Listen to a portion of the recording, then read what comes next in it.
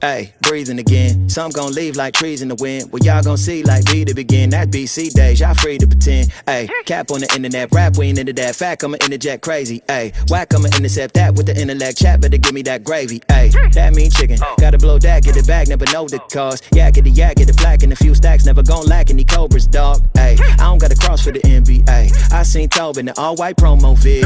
And if God be for me, I ain't got a mind who against me. Ayy, shoot the shot like I'm Curry. Ooh, I don't cap for my pictures. Ooh, narrow way, but I'm sturdy. Yeah, I don't pass on the scriptures. Ayy, walk with him 4 seasons. Never going back is no reason. Devil trying to tag you, throw demons. I don't never lack, I'm pro defense. Double check y'all Twitter feeds. It's a whole lot of big cap, like a biz hat, no ministry. Hit a wall fall like winter leaves. And if you don't got Christ in the middle with the bread like a centerpiece, you'll probably gotta retool. No sheep food, so hard for the inner peace. All cap like Captain America. Cap say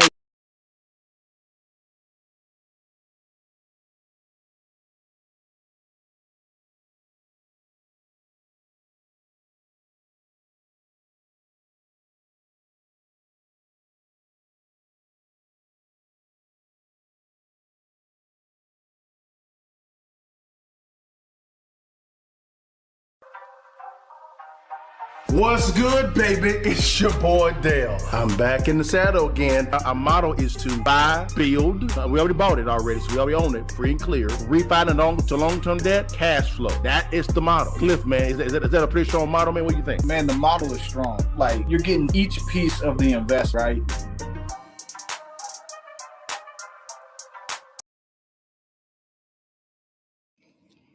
What it do, y'all? It's your partner Dale back in the saddle again for another edition of Real Estate Friday Live. Right now, it's me right now, guys.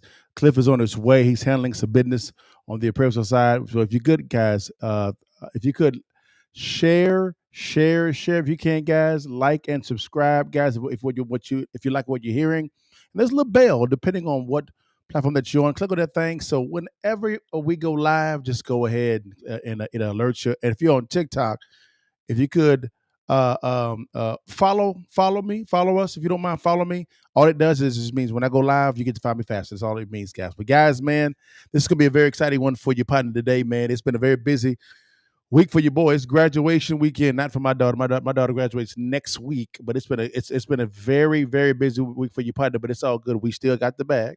We still good. All right, guys. Guys, let's dive into our topic of the day, guys, real quick. Okay. Number one, we're gonna talk about hold on, get rid of this real fast. Guys, Zillow warns of 60% value decline for these homes. Man, whoo. Number two, guys, we're going to talk about Trump's big, beautiful tax bill and how it can affect real estate investors and business owners. All right, guys, in a positive, maybe even some negative ways, guys. All right. Number three, property management nightmares, bro. I'm coming from a landlord perspective, guys, because we own a lot of real estate. We deal with a lot of property managers, and man, there could be a nightmare to work with. We're going to talk about the pros and cons and what you should do to vet and also ask quality questions while you actually employ a property manager. That's very important, guys. And also, guys, we're going to talk about distressed property investing, guys. We'll talk about a specific segment that is beginning to mature, and it's in the commercial space. And it's going to be some amazing opportunities coming in on this topic. So if you could, guys, grab your pens and pads, guys. Let's dive into this topic real fast. Now, let's go to the first one real quickly, guys. Zillow, man, they're warning about 60% of homes losing value in America. That is crazy. 60% of homes. Here go Cliff. What's up with you, man? You doing big time? You doing all right, brother? Yeah, doing good, man. Had to close up a little bit of business. Man, still ended up getting that sale, so we're doing pretty good. Good, guys. Good stuff, man. So you're able to turn that thing around, huh?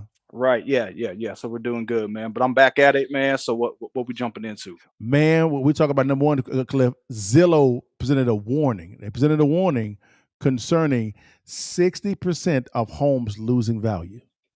60%. We're going to talk about that. And the thing about this, guys, this is a licensed appraiser on the screen. So he'll talk about Dallas, but also other areas. Because is it correct, Cliff, to conclude that when it comes to single family residents appraising, you have the same disciplines. Am I right? No matter the state, am I right? Right. Yep. Gotcha. And that is correct. Cliff had to check somebody had to check somebody in Mississippi concerning a bad appraiser report they submitted to us. And as soon as Cliff asked that first question, he jumped to attention very quickly. Am I right, Cliff? Yeah. I mean, it was just some obvious stuff in doing the analysis that didn't add up. So, and I think he knew that once we had that conversation. Yeah, he did, and it changed drastically. It went up what? I think it went up $60,000, $60,000. Yeah. So that was pretty cool. We're gonna dive in this real fast, guys. Hey, if you have any questions, put them in the chat, guys, and we answer them. Here we go. Let's dive into Zillow talking about this issue. Let's go get it in real fast. The housing recession across America is officially spreading in 2025. The price declines are happening in more and more states, and new data from Zillow is now showing that over half of U.S. states experienced a home value decline in April. Wow. This is shocking data, which is showing just how fast this housing correction is now taking hold across the U.S. And in this video, I'm going to give you the details on where prices are dropping the most and how much they're going to go down over the next year. You can see, according to data on Reventure app, the market that went down the most in April was Florida, with a 0.55% decline on the month, which annualizes to over 6% in a year. Second place was Colorado, which went down 0.54%. Third place was Washington, D.C. at 0.48%, and we're going to get into the rest of this list as the video goes on, because it's no longer just Florida and Texas where home prices are correcting. It's now 27 out of 50 states where this is happening in the spring. And this is a time of year when home prices should normally be going up, yet they're going down.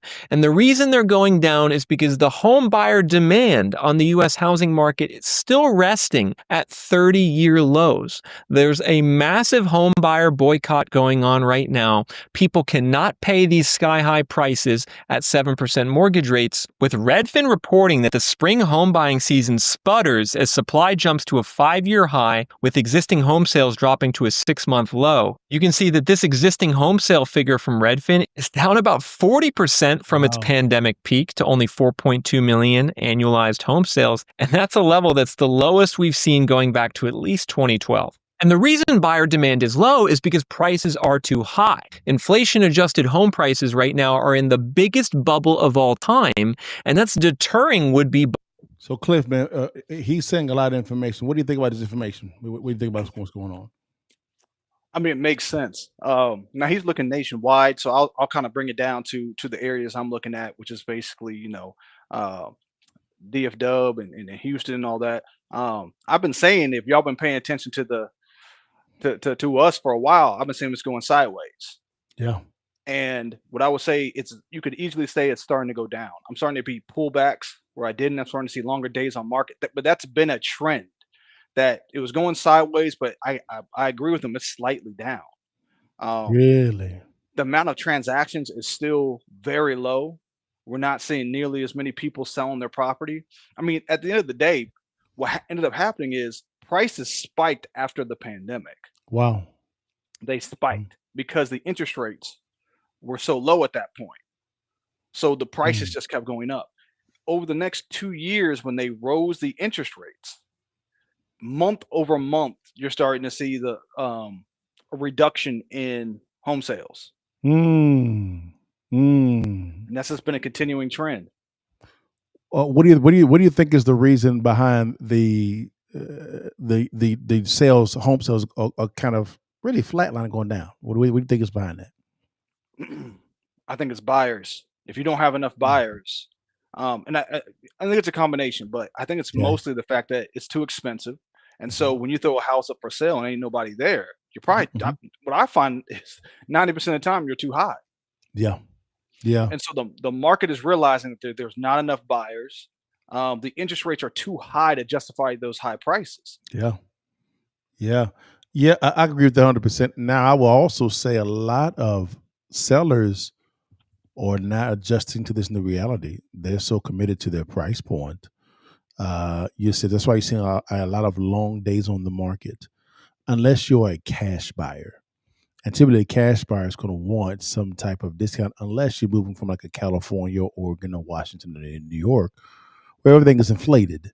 They'll come in and they'll say, "Wait a minute, you got to buy this big of a house for $800,000." Well, and me and Cliff, we went through Compton last week when it come to these probably three. Was it 3-1 or 3-2-1? Whatever it was what $800,000, something like that. It was something ridiculously stupid versus a 422 2,300 square foot home in Mesquite was $439,000. Bigger home, and it was new construction too.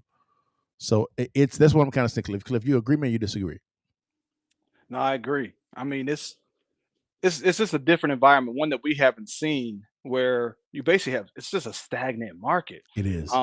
If you're looking to buy, I mean, you got to throw out some big discounts. That's the Got to. only way I would do it right now. Interest rates aren't moving. Yeah. And the other problem is that there's no incentive to sell. If None. you can't buy back into the market, you got I think they said 65%, maybe even higher, but at Wow. least 65% of the market has under a 5% interest rate. Wow. Why would I if I don't Wow. need to sell, there's no need for it. So that's why what you're finding is if you go look at the stocks and you go look at home sales, it's a Mhm. lot of new construction Correct. because the inventory from the older homes it's not there because there's no reason to sell. I've met people, so I go, I'm an appraiser, so I'm meeting people every day. Dale, you'd be amazed how many times I meet people who have interest rates in the twos. Yeah, man. I met someone, I believe, on Wednesday, Mm, and he bought his home. It was in West Plano, near the court area. You know where that's at. And a nice home, very nice home. He bought it the day before COVID was declared, closed on the day before, and moved in that exact same day, and on the day that COVID was actually declared. And I think it's raised like 2.5, 3%. I mean, it's sick. So he's like, why would I leave here to go from? Yeah, I may make 200-300 grand, but I have to go buy something at 7%.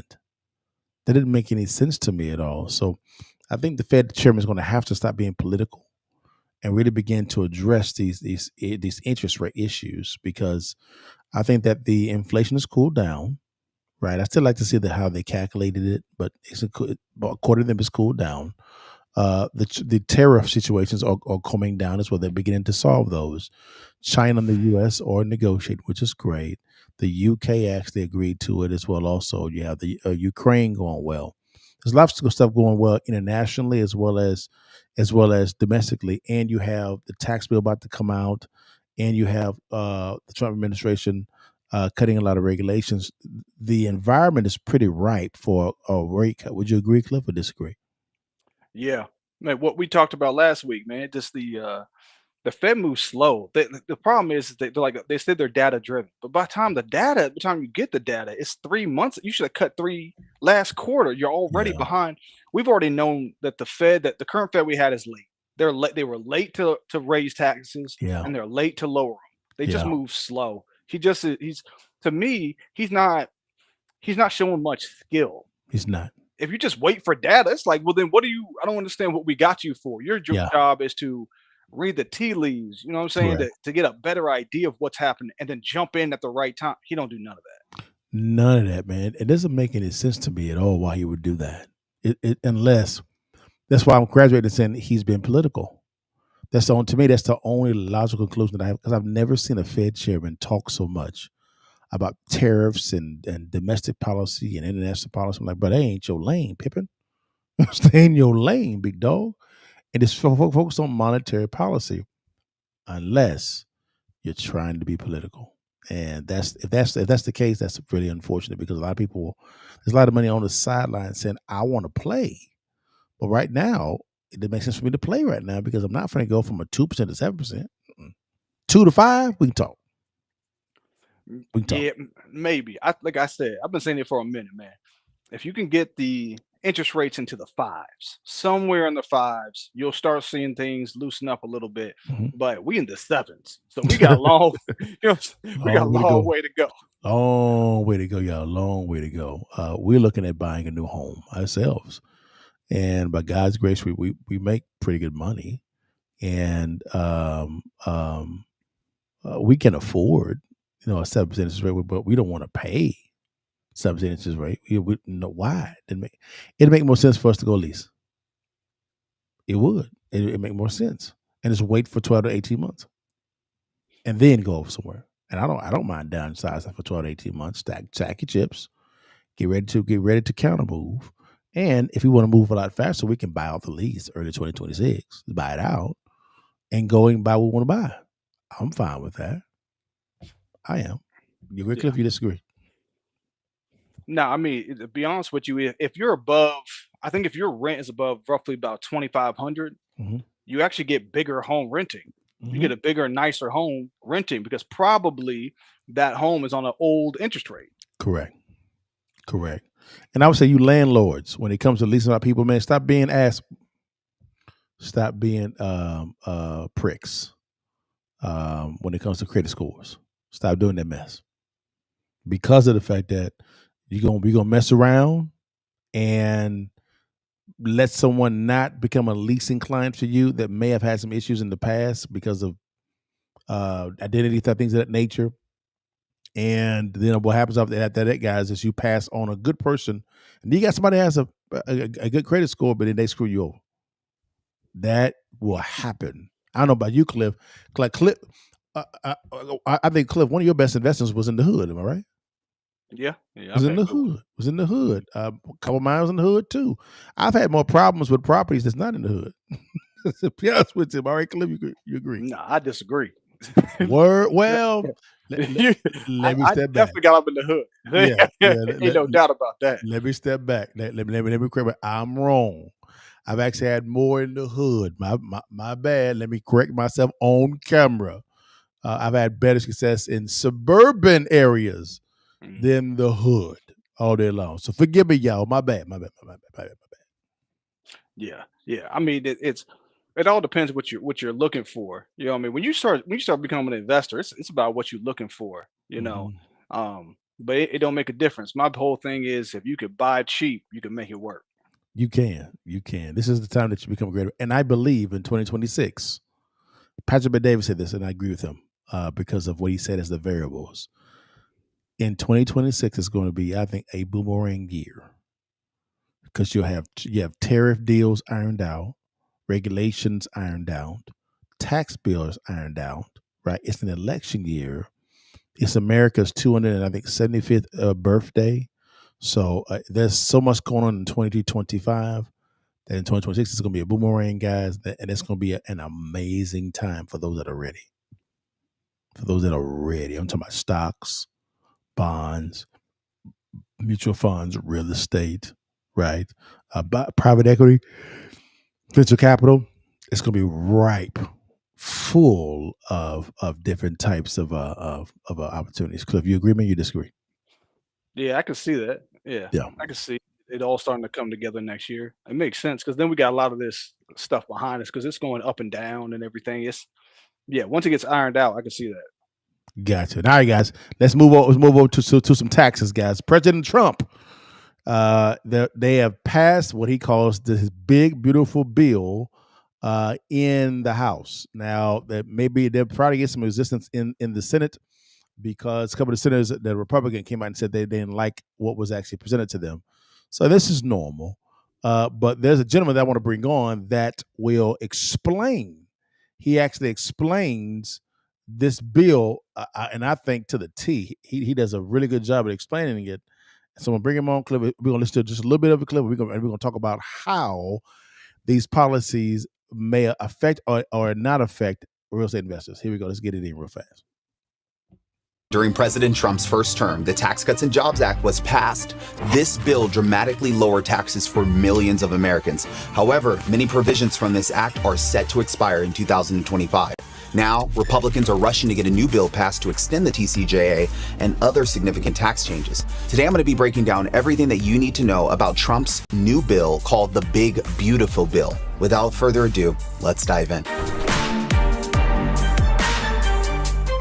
All right, guys, here's the latest news. On April 10, 2025, the U.S. House of Representatives passed President Trump's budget resolution. Carlton, what is a budget resolution, you might be asking? A budget resolution is a non-binding framework that outlines federal spending and revenue targets over a specified period, typically 10 years. While it doesn't have the force of law, it sets the parameters for subsequent legislation. Importantly, it can include reconciliation instructions, which direct specific congressional committees to draft legislation that aligns with the budget's goals. So, getting Trump's resolution passed in the House was a major step towards turning the big beautiful bill into the big beautiful law. This resolution did not pass easily. In fact, every single Democrat in the House voted against it, and so did two Republicans, fiscal conservatives Thomas Macy of Kentucky and Victoria Spartz of Indiana. Some Republicans were concerned that the budget resolution did not reduce enough spending. This created drama during the voting process, which took significantly longer than expected.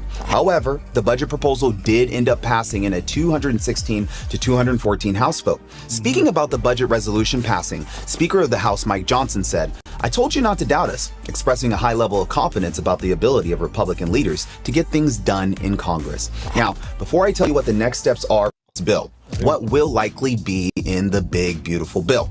The Big Beautiful Bill represents a sweeping legislative effort backed by President Donald Trump and Republican lawmakers. It is projected that the bill will include multiple conservative objectives bundled into one major package that will serve as a central pillar of the GOP's legislative agenda. The bill has not been fully written yet, and there are likely to be a number of edits and changes once the original draft is written. However, here's what is likely to be in the bill on the budget proposal and Trump's various promises. Number one, a tax overhaul. A renewal of the 2017 Trump's tax cuts combined with fresh tax breaks such as exempting tips and Social Security benefits from taxation. Spending realignment. Increased funding for the military and border infrastructure offset by deep spending reductions. Energy and environmental rollbacks. Possible elimination of clean energy subsidies enacted under the Inflation Reduction Act, signaling a redirection in national energy priorities. Border and immigration enforcement. Enhanced funding for border security efforts, including renewed investment in wall construction and expanded detention operations. Although the passage of the budget resolution is a pivotal milestone, the border bill faces an uphill battle in Congress. Lawmakers remain divided over the scale of spending cuts and the fate of provisions like green energy incentives. Furthermore, reconciliation rules limit what can be included, extending measures lacking direct physical consequences. As Congress moves forward, more revisions and behind-the-scene bargaining are expected to help the bill get passed. So Cliff, real fast, because we don't have the specifics of the bill itself. Here's my question to you, Cliff. How important do you think that having this type of bill with some tax cuts in there could benefit not only the consumer, but also business owners and real estate investors? Yeah, I mean, the more money you have flowing through, every day, average everyday person's hands, right? Yeah. You're gonna get more money spent, in the economy. It's gonna grow more productivity. Sure. My big thing about all part of this, we broke. United Yeah. States is broke. Yeah. So none of this makes any difference. We gonna go broke. Yeah. Like we just keep spending more money. Yeah. The United States is broke. Like the only thing we can do is inflate. That's how I say it. It looks like Trump is in a way trying to attempt to bring down the spending. Mm. But as soon as the Democrats get in charge, they are already talking about the need to revamp some of the Medicare, Social Security. Yeah. So we're going to keep spending money. So to me, this is all great for the next couple of years. It may reduce our spending a little bit, but at the end of the day, we gonna print money. We don't have enough. We're gonna have to inflate it away. Cliff is right, guys. I believe this has been the whenever Nixon took us off the gold standard, this was the plan, was to inflate the debt away, because there's nothing backing it but what they call the full faith of the federal government, which just means your confidence. This is the reason why Cliff is correct. There's nothing backing our currency. That's why it's called a fiat currency. And fiat currencies have a 100% failure rate. Every fiat currency in the history of mankind has failed. I'm not saying this you guys for you guys to get upset and to get scared. No, this is just the reality. Now, those that are positioned the right way can use that fiat currency to acquire tangible assets like real estate, businesses, things of that nature, so that if there's an inflationary event or a deflationary event, what happens is you actually have physical assets that's paying you money to cushion that reaction to the economy. Cliff, you agree, man? You disagree? Yeah. I mean, and there's not really much, ain't not really much you could do about it, man. Yeah. It's they're gonna try to make the changes that they can, but I don't see it. At all, man. I mean, I like what Trump is doing. I agree with Cliff. He's saying, man, please, these Bama's ain't gonna stop printing, man. They're making too much money hand over fist, baby. They make too much money, baby. I wouldn't shoot. No, not at all. But yeah, guys, again, hopefully this goes well and the language gets ironed out to where it begins to cut a lot of the deficit, and also give tax breaks to not only the corporations but also to Americans, so that money can begin to flow organically. But I agree with Cliff. They're going to print more money, and I believe this is going to be printing in this bill too. So not just the Democrats, Republicans are printing as well also. Then the last 5 years, which is just Trump's last year of his term, and Biden, it's 5 years. 40% of America's currency in its history has been printed in the last 5 years by two presidents, Trump and Biden. So again, Cliff is spot on. They're going to keep printing. All right. Then lastly, guys, real quickly, guys. Hey, man, property management company nightmares. Nightmare. This is from a landlord perspective. Now, Cliff, watch this. I looked up videos on YouTube from a landlord perspective on property manager woes. It was probably I probably found maybe one or two videos. That's it. The rest of them were all property managers saying how good they were, how they do things the right way, and how to do things the legal way. It was the trashiest thing in the world, man. I want you to listen to this video clip, and then me and Cliff are going to tell you about our little woes, guys, because our woes. Just listen. Here we go. She's also a tenant. Oh, huge conflict of interest. Huge conflict of interest. Well, she's also a tenant. Oh, huge conflict of interest. Huge conflict of interest. When I spoke to the property manager, I was completely under the assumption that the property management firm, does a market rent assessment. Turns out the leasing agent does a market rent assessment. Well, she's also a tenant. Oh, huge conflict of interest. Huge conflict of interest. She's got friends in the building. She's got all kinds of massive conflict of interest. Because I was like, why am I being told nonstop that this building is too light on rent? Why am I being told nonstop? And then I talked to the management and they're like, oh, no, we did a market study. I never thought to think, who the is doing the study? If you want to see more, subscribe. So Cliff, man. What do you think about that, Cliff? What do you think about that, man? Yeah, I mean, you got to watch property managers. I mean, and I'll say the same thing I've always said. They don't make enough money. It's not a very profitable business venture. You don't make a lot per property, and it's very hard to manage. And so what you end up doing is you see people cut corners. Yeah, all the time, guys. We have a property manager in a city that we're not going to disclose because they may be listening to us. When I say they dropped the ball, they dropped the ball. Tell me how, Cliff. Guys, we acquired a property. The property was beat up from the floor up. We like those properties, right, Cliff? We love those properties. We put about $40,000-$50,000 into this property.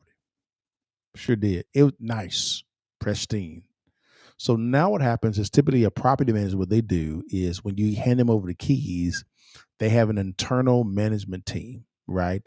And a maintenance team. So one of their maintenance guys goes out to the property and they inspect the property just to make sure that everything is working, stuff like that.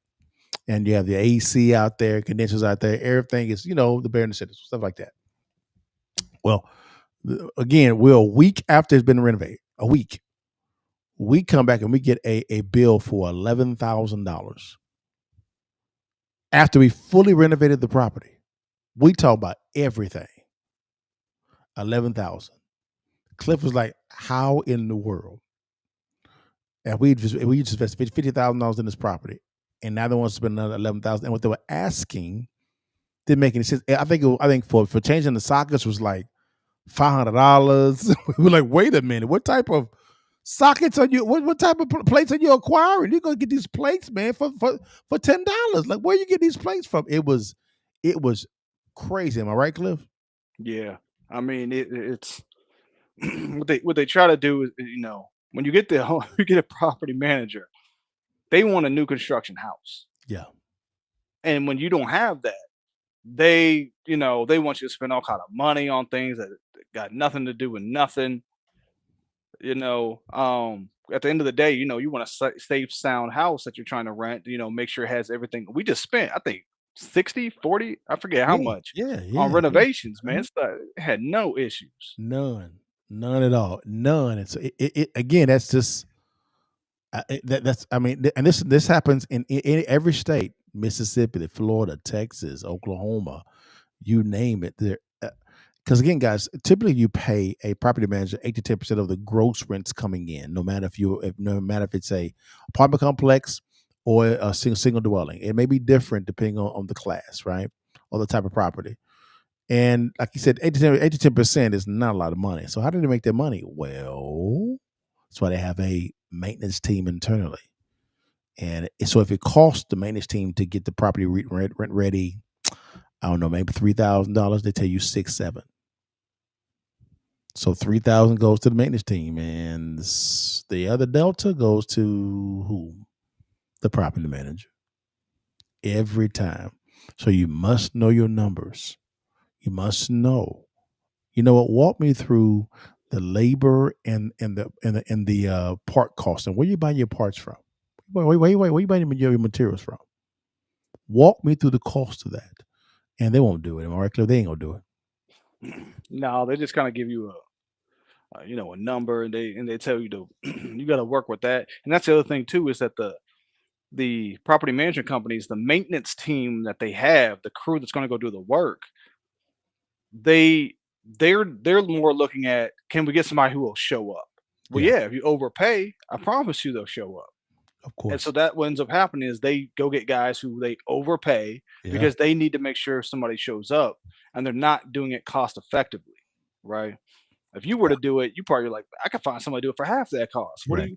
They don't go through that effort, No, because that if you were to go buy a car, you wouldn't just go buy a car and go, well, this one's 50 racks. Let me go ahead and just take this 50. You go, nah, that car's worth 35 yeah, tops, and you would yeah, go find the dealership that was like that. They don't do that. They're like, no. 50 grand is right. It's good right now. We'll take it. Yep. Every single time, guys. So again, this is important, guys, that you know your numbers. This is the reason why knowing your numbers is so important. This is the reason why Cliff and I, we actually buy distressed properties, is because we know the numbers. We know the as is value. We know the ARV value. We know the scope of work. We know the cost of goods, right? For labor and material. Give an example, guys. We were renovating a property remotely in Florida, and we got it done for half the budget. We budgeted 600,000. We got done for 350. And it's all because of Cliff. Because of Cliff, to be honest, because of Cliff. And one of the contractors on site was renovating or painting the stairs. It was a 3-story home. So it was painting the stairs, right? The second floor, the master suite. Then what happens is when he did that, Cliff, he came and said, "Hey, I need some more money to paint these stairs." Cliff said, "Okay, send me the invoice." I think Cliff, the invoice he sent out to you was what, 30,000 for the stairs? Yeah, it was something like that. Yeah, yeah. 30,000 for again. This is from the second floor to the third floor, to just one floor, not the one floor. No, it was 20,000. Cliff said, "Wait a minute, can you? How much paint are you acquiring?" Because Cliff understands how much a certain amount of paint gallon, so to speak, how much square foot it will cover when it comes to the stairway. And put it like this, guys. After that conversation, it was very short, right? I think it was 5,000. All right, Cliff. Yeah, I brought it way down, man. They just Again, this is when knowing your numbers is so important, guys. This is why we stress distressed property investing, is because this forces you to know your numbers, because you make money when you buy, not when you sell. We know what type of we know what type of stove to put in our homes. We know what type of condenser to put in the homes. We know what type of refrigerator. We know what type of wash and dryer. If we want to put that, we know all those, and we choose a wash and dryer that's going to be longevity. We know longevity is what we look for. Longevity itself. I learned today, Cliff, that one investor who invests heavily in Washington, state of Washington, he, for his rental properties, he does not put any type of of um a garbage disposal in any of the kitchens, not at all. He said because when he was doing that, the tenants were putting down grease and asparagus and all this stuff. So just put it down in there, and it was forcing a backlog of water coming. So water would just be coming up out of the kitchen sink, and it had to pay thousands of dollars to get it fixed. And they found out that it was the garbage disposal. Cliff, you agree or disagree, man? Yeah, you'll be amazed. A lot of I learned that too. You don't want a garbage disposal at the rental property because they use it for everything, and then you put stuff in there you're not supposed to. What ends up we know this. Mhm. No one's going to take care of your stuff like you will. Correct. And so when you get tenants, they tend to destroy things. They spill stuff on the ground. They don't care. That's why the most important thing you can do is pick a good tenant Mhm. that is going to take care of it, versus people who they spill stuff on the floor. They don't care. Yeah. Um, Holes in the wall. They don't care. Mhm. And it's sad because it ends up costing you thousands of dollars to just rent you the property. Like I'm Yeah. trying to rent you the property, and it's going to cost me thousands. Correct. And the biggest problem I see is, and I actually ran into this one time where I was renting a property out, and it was a basic house, 3 bedroom, 2 bath, Sure. 1,200 square feet, Sure. very basic. Mhm. And I think I was charging 1,400 rent, nothing Okay. crazy, 1,400. Okay. And the guy said, "You're gonna get $1,400 a month." I said, "Well, that's the rent." He said, "I'm not paying you $1,400 a month. You're gonna keep all that." I want most people to understand that, realize that the landlords don't keep 100% of that rent payment. Correct. They may keep 10%. Mhm. So on a 1,400, they may get $140, or maybe double that, 280. That's how much they're actually making, not the full rent. You'd be surprised how many people think you're getting 100% of Wow. the rent. Got something called debt service. Mhm. That means mortgage. That's principal, interest, taxes, and insurance. We got to pay that. So if Clip is right, if it's $1,400 that's being paid, 10%, that's about right. That's $140. $140. He ain't getting rich. We ain't getting rich off of $140. Now $140 times 100, 1,000. We talking. But nah. Again, guys, you make money real estate when you acquire, not when you sell. Selling is just icing on the cake. So he's spot on, guys. All right, guys. So if you want to learn the craft of acquiring properties below wholesale, which is distressed property investing, we are giving away a free ebook called Distressed Property Investing. It's right there on the screen. Scan on the QR code is right there, or in the show notes below, in the description section. Click on the link right down below, and then go download your free book. It's free. It costs you a dime at all. All right, guys. And then number 2, guys, it is a pleasure to actually have a licensed appraiser on the screen, guys. That is not normal. It's not normal, guys. All right, but you have a licensed appraiser on the screen that could guide you into how to not only put together the scope of work, but also determine the value of your property. Cliff, tell them what's going on, big dog. Yeah, just go to hunterappraisal.com. So right now we're in Dallas, we're in Houston. We'll be going to some other areas as soon as we get, a couple of things going. But yeah, if you need consulting, appraisal work, even one-on-ones, we get some people who call in just asking for some basic information Mhm. about their property or their land. Give us a call. Go to the website, fill out the application, fill out the form, and you'll be able to come to my company where we're going to actually process your appraisal and figure out what the as is property is worth. Or if you have more than that, we do portfolios. We'll be able to process that, just figure out what the value of the property is worth. So I think we're close to somewhere around 1,500 to 2,000 appraisals at this point. So we've done a whole bunch of them, man. So just go to the website. Yep, real simple, guys. Keep going there. And also, guys, we are about to roll out the Cash Flow Club Real Estate Community, guys, with the Deal Flow Board. With the Deal Flow Board, guys. So again, the Deal Flow Board is we have kind of mastered, guys, or beginning to master, of course, locating distressed properties. We've mastered the whole craft. Well, Cliff, can you buy every single deal, brother? No.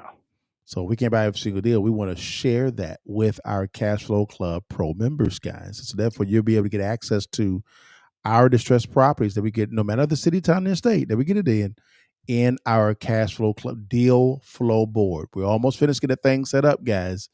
But it's gonna be really cool, man. But guys, that's all I have for today. That's all I have for today, Cliff. You want to say anything, man, before we get up here, though?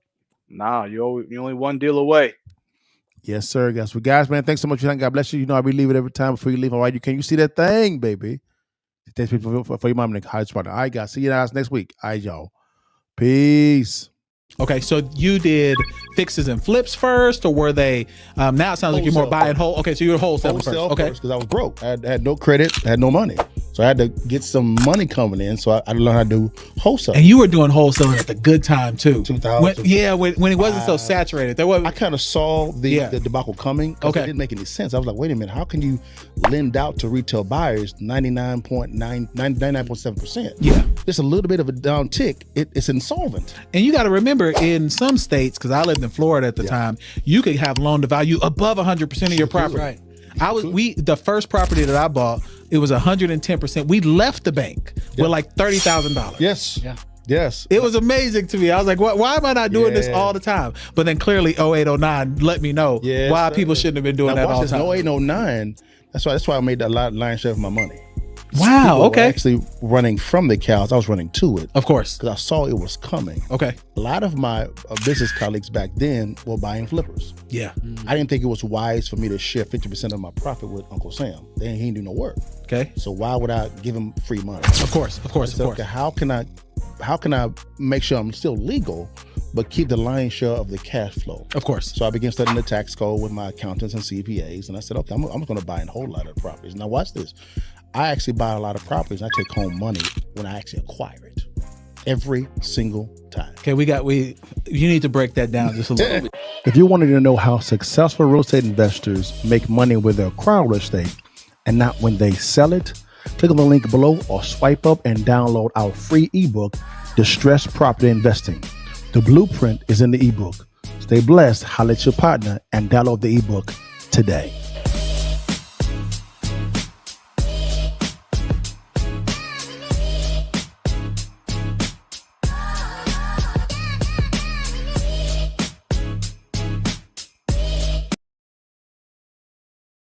Bless God, give thanks.